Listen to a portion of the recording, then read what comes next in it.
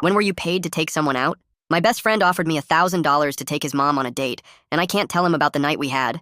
We'd been friends since third grade, and I'd basically grown up at his house, but this was weird even for him. Marvin had moved to San Francisco after college and was making crazy money at some tech startup. He called me panicking because he couldn't get a flight back for his mom's 50th birthday. Mrs. Aki had been like a second mom to me growing up. She'd driven us to soccer practice every week and always made extra dumplings when I came over. But taking her on an actual date felt like crossing some invisible line. "Just take her to dinner and a movie," Marvin said over the phone. "She's been really lonely since the divorce, and I don't want her spending her birthday alone." The money was too good to pass up. I was working at Best Buy and living with my parents, so $1,000 meant I could finally fix my car. I agreed to do it. When I showed up at Mrs. Aki's house that Friday night wearing my only nice shirt, she opened the door expecting Marvin. Her face fell when she saw me standing there with grocery store flowers. "Oh, it's you, Joseph," she said, trying to hide her disappointment. "Marvin said he was sending someone, but I thought maybe." She trailed off and I felt terrible. Here was this woman who'd made me countless after-school snacks now standing in a black dress she'd probably spent hours picking out, realizing her son had pawned her off on his friend. "Happy birthday, Mrs. Key," I said, handing her the flowers. "Marvin really wanted to be here, but he couldn't get away from work. He asked me to make sure you had a good night."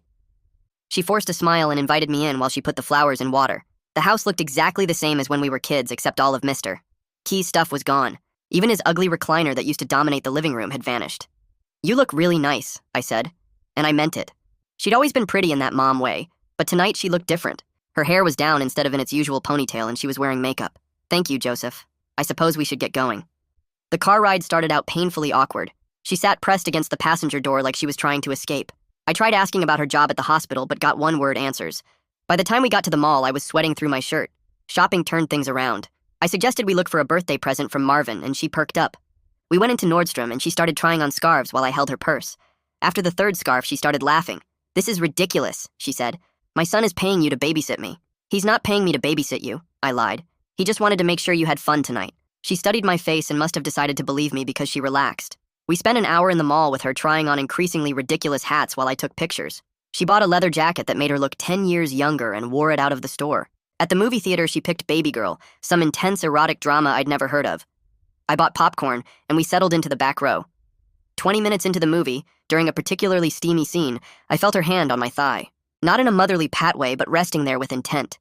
My whole body went rigid. This was Mrs. Key, the woman who'd taught me how to use chopsticks. I glanced at her in the flickering light. She was staring straight ahead, but I could see her chest rising and falling quickly. Her hand stayed on my thigh for the rest of the movie, occasionally squeezing during tense moments which made my third leg tense. My brain short-circuited. I spent the last hour of the movie hyper-aware of every place our bodies touched. Dinner was at this fancy Italian place Marvin had made reservations at. Mrs. Key ordered wine and insisted I try some, even though I was only 20. We talked about everything except the hand-on-thigh situation. She told me about the divorce, how Mr. Key had left her for his CrossFit instructor. I told her about my dead-end job and community college classes. The whole time, she kept touching my arm when she laughed and playing with her necklace. When I pulled into her driveway at 11, neither of us moved to get out. The porch light cast shadows across her face. She turned to me and suddenly we were kissing. Not a polite peck, but real kissing, with her fingers in my hair and my hands on her waist. She tasted like wine and tiramisu. "Come inside," she whispered against my mouth. What happened next was the best night of my life. I'll spare the details, but Mrs. Key was nothing like the girls I'd been with. She knew exactly what she wanted, and wasn't shy about taking it out of me. Mrs. Key was freaky. But I woke up around 3 in the morning to the sound of the front door opening. Mrs. Key was pressed against my back, her arm draped over me. Footsteps came up the stairs. The bedroom door creaked open. "Mom?" Marvin stood there, frozen in the doorway, staring at us, while I scrambled for the blanket that had fallen on the floor. My hands grabbed at anything to cover myself, but the sheet was tangled around my legs. Mrs. Key yanked the comforter up to her chin, and nobody said anything for what felt like forever. Marvin's face changed from confused to understanding to pure rage in about 3 seconds flat. His whole body tensed up, and he slammed his fist into the doorframe so hard that a framed picture crashed down in the hallway. The glass shattered across the hardwood floor, and Mrs. Key flinched at the sound. I opened my mouth to try explaining, but nothing came out except this weird croaking noise. Marvin's eyes locked on mine with this look that made me want to disappear through the mattress. "Get dressed and meet me downstairs," he said to his mom, without looking at her. Then he pointed at me with his whole hand shaking. "You better be gone in 5 minutes." He turned and stomped down the stairs, each footstep making the whole house shake. Mrs. Key started crying the second he left, these huge sobs that shook her whole body. She kept saying it wasn't supposed to happen like this over and over while rocking back and forth on the bed. I jumped up and grabbed my jeans from the floor, hopping on one foot trying to get them on. My shirt was inside out, but I didn't care. Mrs. Aki just sat there wrapped in the blanket looking completely destroyed. Her makeup from last night was smeared down her face, and she looked way older than 50. I shoved my feet into my shoes without tying them and grabbed my phone and wallet from the nightstand. Downstairs, I could hear Marvin pacing in the living room, his footsteps heavy on the floor. I went to the bedroom window and saw my car parked right behind his rental. There was no way to get to it without walking past him. The back door was my only option. I crept down the hallway trying to avoid the creaky spots I remembered from being a kid. The arguing started before I even made it to the kitchen. Marvin's voice carried through the house, asking his mom how she could do this with his best friend. Her response was too quiet to hear, but it made him yell even louder. I slipped out the back door and ran across the yard to the side gate. My hands shook so bad I couldn't get the latch open at first. The metal kept slipping through my sweaty fingers. Finally it clicked, and I sprinted to my car, ducking low like that would somehow make me invisible. The key wouldn't go in the ignition because my hands were trembling too much. I dropped the keys twice before managing to start the engine. The clock said 3:47 a.m., and the streets were completely empty on the drive home. I pulled into my parents' driveway at 4 and just sat there in the dark. My phone started buzzing with text after text from Marvin. The notification previews showed enough that I knew they were bad. I couldn't bring myself to actually open them yet. My legs felt like jelly when I finally got out of the car. I snuck into the house through the garage and went straight to my room. The bed felt wrong after being in Mrs. Key's king-size one. I stared at the ceiling until the sun came up, replaying everything that happened. My phone kept buzzing on the nightstand, but I left it face down. Around 6, I finally picked it up to check Marvin's messages. They were exactly what I expected, but somehow worse seeing them written out. He called me every name you could think of, and made up some new ones. The messages went from rage to disappointment to disgust as he processed what he'd seen. The last one was the worst, because it was just one line about how he couldn't believe I'd do this for money. That hit different from all the cursing and name-calling. I didn't sleep at all, and when my alarm went off for work, I called in sick. My voice sounded rough enough that the manager didn't question it. Mom knocked on my door at 8 asking if I wanted breakfast. I mumbled something about food poisoning through the door, and she left me alone. The morning dragged by with me drifting in and out of this weird half-sleep. Every time I closed my eyes, I saw Marvin's face in that doorway. Around noon, my phone buzzed with a text from Mrs. Key. Her message was all formal and distant, nothing like how she'd been last night. She said we needed to establish clear boundaries and what happened could never happen again. She wrote it like a business email, all proper sentences and no emotion. It hurt more than Marvin's angry messages somehow. I spent the rest of the day in bed going over everything trying to figure out where it went wrong. The $1,000 sat in my wallet on the nightstand and felt like it weighed a ton. Every time I looked at it, I remembered why this whole thing started. The money that seemed so important yesterday now felt dirty. I couldn't even think about using it to fix my car anymore. It would just remind me of the worst night of my life every time I drove. By evening, my parents were getting worried, but I kept insisting I was sick. Dad brought me soup that I didn't touch, and it sat getting cold on my desk. The room felt smaller with each hour that passed. Sunday night, my phone buzzed with a text from Alan Piper, asking if I was really sick or just hungover again. I typed back that I'd messed up bad, but couldn't explain it over text. He sent back 3 question marks, but I didn't answer. Monday morning came too fast, and I dragged myself out of bed at 6:30 for my shift at Best Buy. My uniform shirt still had that new smell from the dry cleaners, but it felt heavy on my shoulders. The drive to work took forever, with every red light making me think about turning around. I parked in the back of the lot and sat there for 5 minutes before going in. Alan was already at the customer service desk when I walked through the automatic doors. He took one look at my face and his eyebrows went up. I clocked in without saying anything and went straight to the TV section to avoid him. The morning crawled by with me helping customers on autopilot while Alan kept shooting me looks from across the store.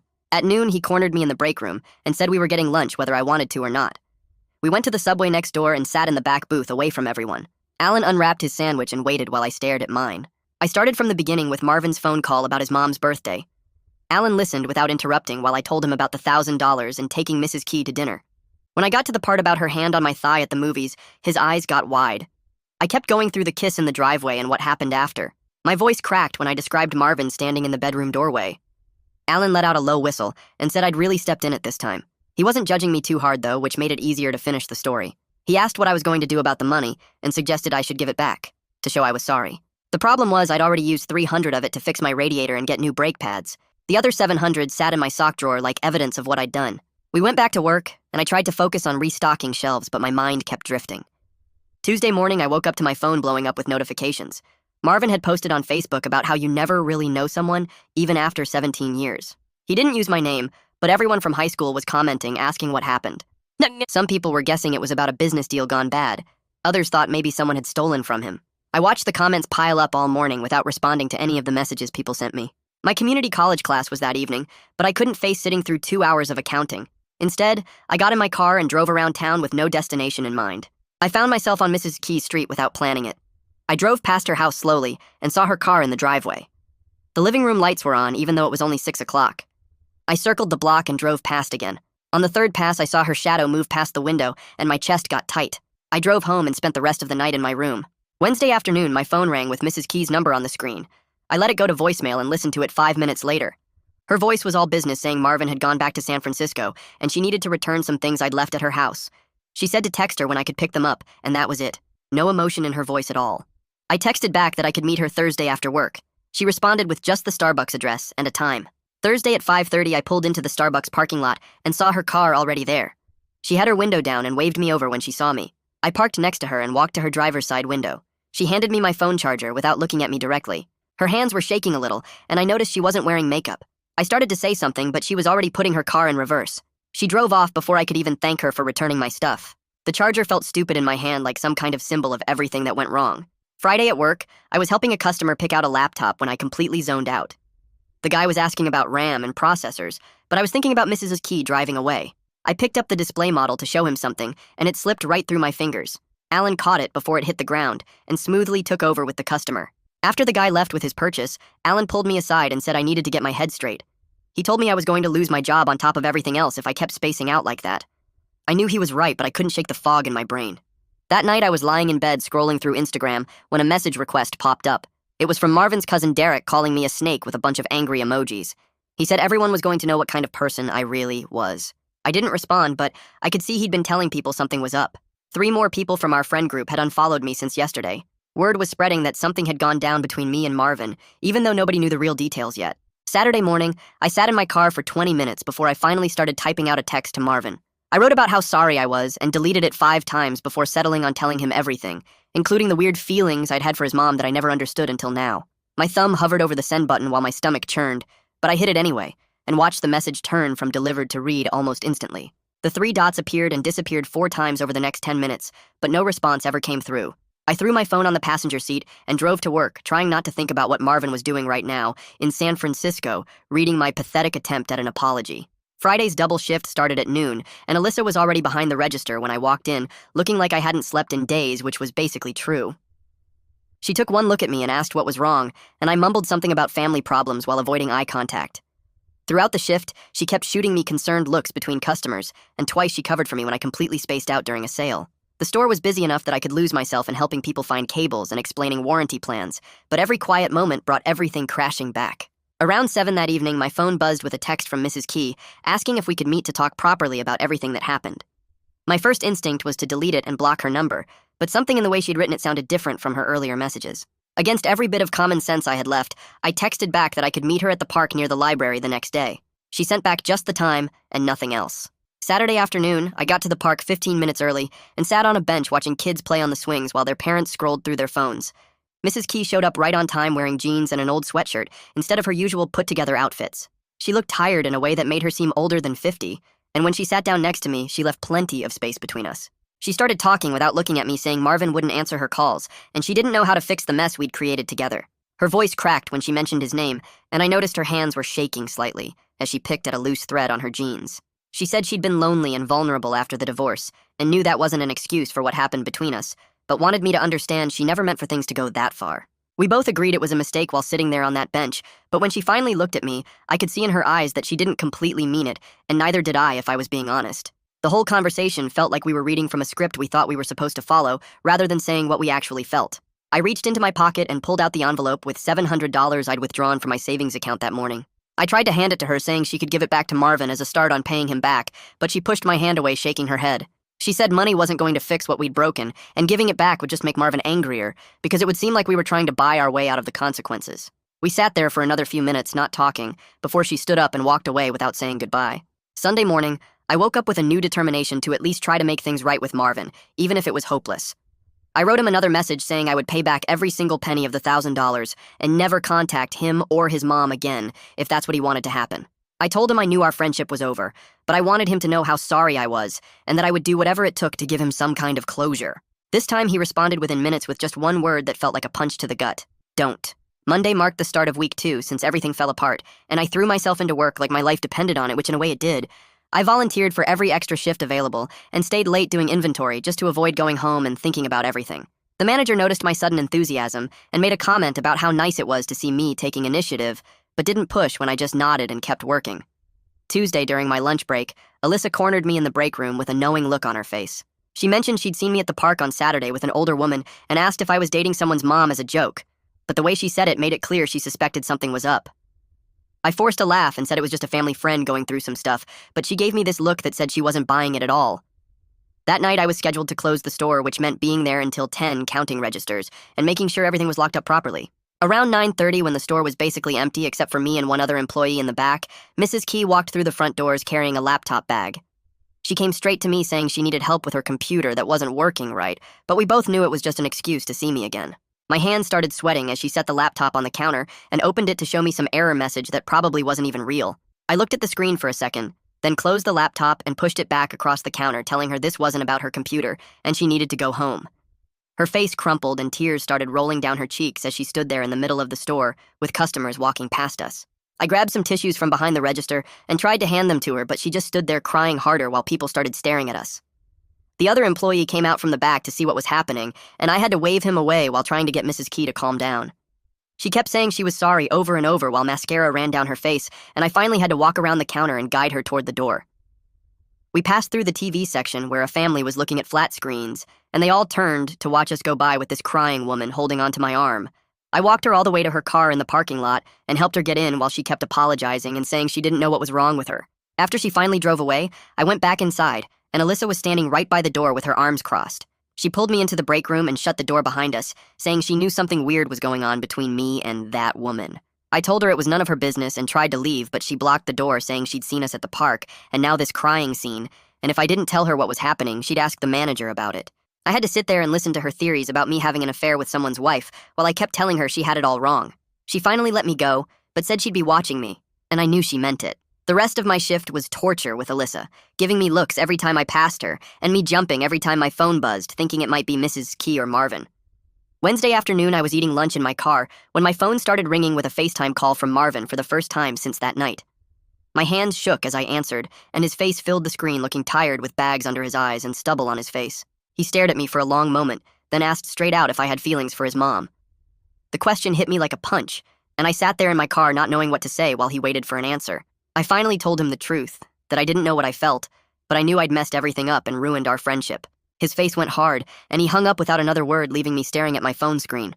Thursday after work, Alan caught me in the parking lot and said we needed to grab beers because I looked like I was about to explode. We went to this dive bar near the mall and sat in a corner booth while I nursed a beer, and he tried to get me to talk. After his third beer, he leaned across the table and told me I needed to make a real plan to fix this mess before it got even worse. He said I was walking around like a zombie, and everyone at work had noticed something was wrong with me. He suggested I should go see one of the counselors at the community college to help sort through everything that had happened. It felt like admitting defeat, but sitting there in that crappy bar, I knew he was right, because I couldn't keep going like this. Friday afternoon, while I was stocking shelves, my phone buzzed with a text from Mrs. Key saying Marvin was flying home for the weekend to talk to her about everything. She warned me to stay away from her house and anywhere else he might go, because she didn't know what he might do if he saw me. The thought of Marvin being back in town made my stomach turn, and I spent the rest of my shift paranoid that he might show up at the store. Saturday, I called in sick to work and spent the whole day hiding in my room playing video games and trying not to think about what Marvin and his mom might be talking about. My parents kept knocking on my door, asking if I wanted lunch or dinner, but I told them I wasn't feeling good, and they left me alone. Sunday was worse because I knew Marvin was still in town, and every car that drove past our house made me nervous. I stayed in bed most of the day, scrolling through my phone and deleting old photos of me and Marvin from over the years. Around 8 that night, I got a text from him saying he was at my house, and we needed to talk right now. My whole body went cold as I heard the doorbell ring downstairs, and my mom calling up that someone was here to see me. I pulled on a hoodie and went downstairs where Marvin was standing in our doorway, looking angry and tired at the same time. He jerked his head toward the driveway, and I followed him out to his rental car where we both got in and sat in silence for a minute. He gripped the steering wheel and stared straight ahead before telling me his mom had confessed everything about that night and more. She'd told him she had feelings for me that went beyond just that one night and had for a while, which made everything even worse. He said he couldn't look at either of us the same way anymore and didn't know if he ever could again. He turned to look at me for the first time since we'd gotten in the car, and his eyes were empty like I was already gone from his life. "We're done, Joseph. 17 years down the drain because you couldn't keep it in your pants." He told me he'd already called his mom. and said he wasn't coming home for Thanksgiving or Christmas, and maybe not ever again because he couldn't stand being in that house knowing what happened there. The money didn't matter anymore because the damage was already done, and no amount of cash could fix what I'd broken between us. I started to say something, but he held up his hand and got out of the car, walking to his rental, without looking back, while I sat there watching my oldest friend disappear from my life. After his taillights vanished down the street, I somehow made it back to my room where everything finally hit me at once. I collapsed on my bed and started crying harder than I had since my grandma died in middle school, these big, ugly sobs that made my whole body shake. 17 years of friendship destroyed over one stupid night, and $1,000 that wasn't even worth it anymore. I must have cried for an hour before I finally ran out of tears and just lay there staring at the ceiling, feeling completely empty inside. Sunday night turned into Monday morning, and I forced myself to get up and go to the community college between my morning and evening shifts at work. The counseling office was in this old building that smelled like coffee and copy paper, and the receptionist looked at me like she could tell I was falling apart. I asked about seeing someone, and she pulled up the schedule on her computer, telling me Usha Dalton had an opening on Thursday at 2 if I could make that work. I wrote my name down on the appointment card she gave me and stuck it in my wallet next to the remaining $700 that felt like blood money now. Work became the only place where I could stop thinking about everything for a few hours at a time. I threw myself into helping customers and organizing inventory and doing anything that kept my hands busy and my mind occupied. But Alyssa kept watching me from the register with this suspicious look on her face like she knew something was seriously wrong with me. She'd ask these pointed questions about how my weekend was, or if everything was okay at home, and I'd have to make up lies on the spot. Alan noticed too and started running interference whenever he could, steering Alyssa away when she got too nosy or covering for me when I zoned out during a sale. Tuesday dragged by, and then Wednesday morning, I was restocking phone cases when my phone buzzed with a voicemail notification from Mrs. Key. I went to the bathroom and locked myself in a stall to listen to it, my hands shaking as I pressed play. Her voice sounded different through the phone speaker, more determined and less broken than the last time we'd talked. She said she'd made an appointment with a therapist for herself and thought I should do the same, because we both needed help dealing with what happened between us. She said Marvin was refusing to talk to her too, and she was trying to respect his boundaries, even though it was killing her not to fix things with her son. The message ended with her saying she hoped I was taking care of myself, and then the automated voice asked if I wanted to save or delete it. Thursday came, and I told my manager I had a doctor's appointment so I could leave for the counseling session. The drive to campus felt longer than usual, and I sat in the parking lot for 10 minutes working up the courage to go inside. Usha's office was small with plants everywhere, and one of those white noise machines that made ocean sounds. She was younger than I expected, with purple streaks in her black hair and tattoos peeking out from under her cardigan sleeves. She didn't judge when I told her the whole story from the beginning, just nodded and asked questions that made me think about why I'd made the choices I did. She asked if I'd been attracted to Mrs. Key before that night, and I had to admit that maybe I had noticed her in ways I shouldn't have over the years. She asked why I took the money, knowing it would complicate things, and I told her about my car and feeling stuck living at home with no money for anything. She made me confront the fact that I'd betrayed Marvin's trust in the worst possible way and that some things couldn't be fixed with apologies or money. But she also helped me see that beating myself up forever wouldn't help anyone, and I needed to focus on moving forward and making better choices from now on. We spent the last 15 minutes writing out a real plan on paper, which felt stupid at first, but actually helped to see it all laid out. Pay Marvin back in $200 monthly installments, even if he didn't want the money. Respect boundaries with Mrs. Key, which meant no contact unless absolutely necessary. Focus on the school and work to build a better future for myself, and keep coming to counseling every week to work through my issues. It was simple, but having it written down in my own handwriting made it feel more real and manageable than the chaos in my head. Friday after work, I went to the post office and bought a money order for $200, writing Marvin's San Francisco address on the envelope, with a short note that just said I'd be sending this amount every month until the full 1,000 was paid back. I didn't ask for forgiveness or try to explain myself again because I knew he didn't want to hear it right now, or maybe ever. The weekend passed quietly, with me actually making it to all my community college classes for the first time in weeks. I took notes and participated in discussions, and my economics professor even commented that it was good to see me engaged again. Small victories started to matter more when you'd lost all the big things in your life. I did my homework at the kitchen table instead of locked in my room, and my parents seemed relieved that I was acting more normal, even if they didn't know what had been wrong. Week 4 started, and Monday afternoon my phone buzzed with a text from Mrs. Key that made my chest tight. She joined a support group for divorced women at the community center and was doing better, making friends who understood what she was going through with the divorce and everything else. She said we both needed to move on from what happened and wished me well in finding my own path forward. The text ended with her saying this would be the last time she contacted me and asking me to respect that boundary going forward. I deleted her text and went to the kitchen where I wrote out a check for $200 to mail to Marvin with a letter that took me 3 hours to write. The letter wasn't asking for forgiveness or trying to explain anything away, just me owning up to betraying someone who'd been my brother since we were 8 years old. I walked to the post office that same afternoon and sent it certified mail, so I'd know when he got it. Alan saw me dragging the next morning at work and pulled me aside during our break to ask what was going on. When I told him about the payment plan and Mrs. Key cutting contact, he actually looked relieved and said he'd talk to the manager about getting me more hours on the schedule. Over the next week, Alan came through big time, getting me on the closing crew 4 nights instead of 2, which meant an extra $300 per paycheck. I started putting every extra penny into a savings account for the first time in my life, instead of blowing it on video games or fast food. My car was fixed, but now I had a real goal that mattered more than just getting around town. Friday of week 5, my phone buzzed while I was stalking TVs, and I saw Marvin's name on the screen for the first time since our driveway talk. His text was short, just saying he got the second payment, and while it didn't change what I did, he appreciated that I was trying to make it right somehow. It wasn't forgiveness, but it was something, and I screenshot it to look at whenever I felt like giving up on fixing this mess. That weekend, Mrs. Key sent one more text before blocking my number like she'd warned she would.